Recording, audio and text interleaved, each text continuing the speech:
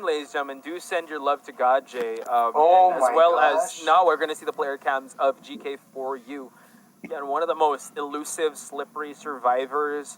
She does rock the priestess. In previous matches, she did go with mechanic, and we mentioned this before, gardener. Gardener, Articuno. She went with a gardener. She made a statement with that last match. She did, and gosh, GK, not bad at all if you Right. think about it. Statistically, GK, I mean, now that I think about it, a lot of people have been championing VX's Survivor lineup, but we don't give enough credit to GK's own Survivor lineup as well. They're pretty diverse if you think about it, and I love how your hair is just kind of in the way, by the way. Off cam, by the way. You guys can't see it on cam, but Punch is just trying to blow his... Excuse me if I kind of cough a little bit, or like it's a fur ball, ladies and gentlemen. It's the hair. But then I did see a lot of love on the chat for our costumes, Articuno. So you know what? Thank you so much for showing the love for us casters here, dressing up, making sure we dress for the occasion. It is the finals. It's the last day of the IVC, and we got to represent, right, Articuno? Yeah, arigatou gozaimasu. Thank you. So those were the player cams. Beautiful stage, by the way. Can we just highlight how beautiful this looks?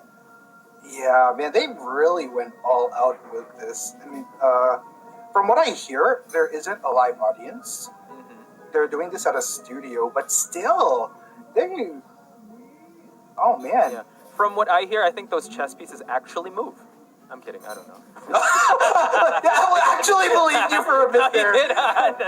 Is this some kind of Harry Potter nonsense? That would be great if it moves. But yeah, I mean, I wouldn't be surprised if it does, because you know what, I really go all out when it comes to their stages and the ambiance they set of how big the stakes are. And here we have for you again, a lot is riding on this next pick, and you can see it in their eyes, ladies and gentlemen, that game faces have to be on.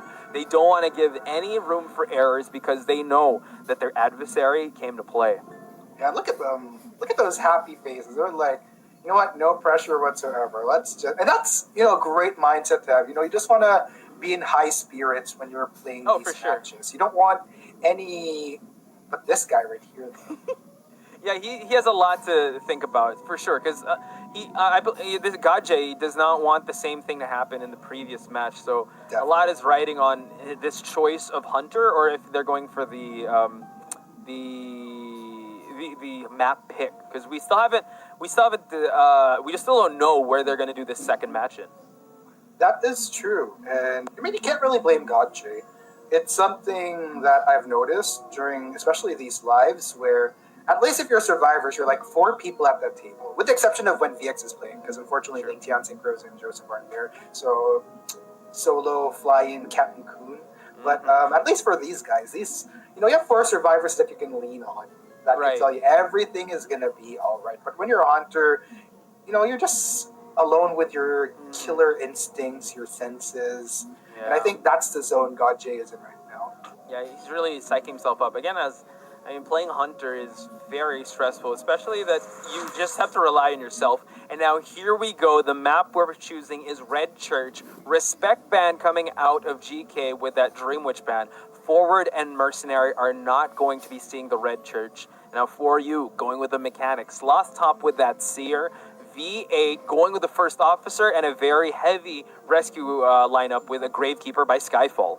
Yeah, there you have it, and looks like it will be the Bloody Queen Punch. You know what? Mm-hmm. No Dream Witch, let's go with the top pick in Southeast Asia. Yep, Bloody Queen. I just add more numbers to her pick rate because God J is adding to that statistic. Now, Sloth Top, just shifting gears here, going with the Seer. Usually see him go for that Mercenary, but the Mercenary was banned, as well as Skyfall. Skyfall usually goes for that Mercenary, but he does have that Gravekeeper ready. And we see the First Officer. Again, a very elusive pick, especially with a pocket watch. So, you know what? Gajay has to put some survivors in chairs if he wants to bring more points to his team. Indeed. But You know what, Butch? Ready or not, ladies and gents, here we go. Show some love. GK or Vx, who are y'all rooting for as we head into round 2 of the first half between Vx and GK? Gotcha spotting up V8 at the start there. Does not want to hunt this first officer down, but no, he circles around and goes for it. Now, excellent mirror placement there. Again, the pocket watch being burnt out right away, and Gotcha just changing his target, making sure that the first officer expends his toolkit so he doesn't have to deal with that later on. Now shifting to top broken because 4U is over there. The most optimal pick, in my opinion, to go for is this mechanic to stop that cypher rush. Indeed, and looks like Gajay just trying to sniff out the direction. Already gets wind of the trail, so this should be great for Gajay. His mirror image is up already. Now he's going to try to look for that swipe and actually manages it. Great start in this case. And great zoning in on this target here. The mechanic did try to push those ciphers. We do still have 5 ciphers left. Gajay making sure that he's not camping in those pallets. Now 4U just adding, oh, the blink. Unfortunate though that 4U was not in range of that. And now 4U still continuing this kite. Gajay still waiting for that cooldown of that mirror to just finish up. Charges it up. 4U though still practicing some safe distance. Moving, but he will get swiped down. Yeah, a little bit unfortunate right there. That means GK will have to deal with the early rescue onto 4U, but you know what? It is totally fine. But what kind of complicates the situation here, Clutch, is that will be basement that 4U will need to be rescued from. That's a tough rescue. Even they don't have a priestess in that lineup. We do have a gravekeeper to help eat some of those hits and burrow his way down there. So we'll see. Slot top over at Graveyard. Gajay doing some great patrolling of these ciphers, even if he is at the church here. Shifting his mirror image, and now you see there that the first officer is waiting for his opportune moment, and V8 goes for it. Yeah, and okay. This is going to be really good for GK, but this is just only one half of the battle. Sure, you get the rescue, but can you make it out alive? Gajay, is he going to go for it? Oh, tries to charge it up. 4U able to get out of the way, and now Gajay is able to zone in on the mechanic. Charges up last effort is pop. Excellent defense here for Gajay to keep this mechanic on the chair.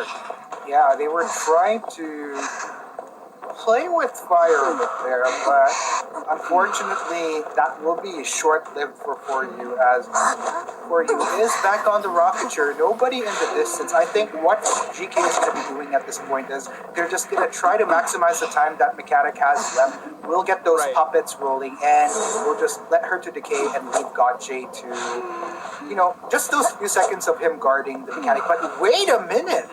Ooh, a 2-person rescue. We have V8 and the Gravekeeper making their way, so Gajay has to be careful who he's going to hit here. The hit stun will be a factor. If hit it, watch out. Oh, excellent save there by the Gravekeeper. Last effort is pop, and Articuno, they are making this mechanic last as long as possible. Ooh, yeah, V8 tried to get another body block there, but I think that will be the last of 4U, in which case you're already just waiting for the moment that, oh, okay, GK are actually going to try to play around this pallet once the mechanic falls, but they also have to be careful. They don't want to suffer too many hits either. Yikes, that's true. Gravekeeper is falling as well, and now we're going to see the mechanic see that chair. They really tried to make sure that they buy as much time as possible, because we see that Cypher being prided by Sloth Top. They went for it. They popped the Cypher, ladies and gentlemen. 3 healthy survivors. Gravekeeper burrows, and now we are at the end game. Yeah, I think at that moment in time, GK didn't have much of a choice. The terror shock was a variable that they did not anticipate in that moment when they were trying to salvage 4U. And in this case, I think GK, it's going to be tricky to get the 3 survivors to escape. The safest that will probably get out of this is 2, but looks like V8 doing a great job at keeping the distance between himself and Gajay, but for how long is this going to ensure? Whoa, excellent owl there by Sloth Top, prolonging the kite of V8 as the Gravekeeper pops the red carpet gate, and now V8 will fall, and we see that Sloth Top is also at reception at the red carpet, ready to go. And as you mentioned, yeah, the safest they can do is 2-2, and I believe they're going for just that. That is fair. GK starting off this first half of round 2 on the safer side. Really risky play that they're trying to solve some